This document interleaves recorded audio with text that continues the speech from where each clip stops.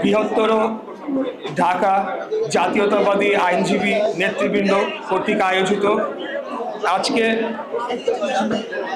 তিনবারের সাবেক প্রধানমন্ত্রী, বাংলাদেশ জাতীয়তাবাদী দলের সাবেক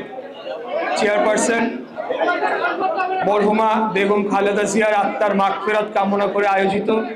এই দোয়া মাহফিল অনুষ্ঠানে উপস্থিত আছেন ঢাকা আইনজীবী সমিতির সাবেক সভাপতি বৃন্দ, সাবেক সাধারণ সম্পাদক বৃন্দ,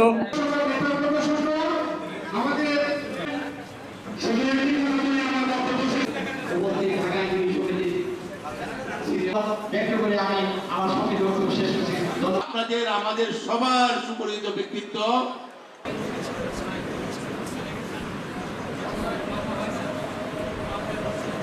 রাজনৈতিকভাবে প্রশাসনিকভাবে বাংলাদেশের প্রয়োজনের সেটাকে আরো উপরে নিয়ে গেছেন এবং পরবর্তী শুধু একজন ব্যক্তি নয়, সে যেমন একজন মুক্তিযোদ্ধা, যিনি তিনবারের প্রধানমন্ত্রী ছিলেন। একটা নির্বাচনে সারা রাত্র থেকে খোঁজ খবর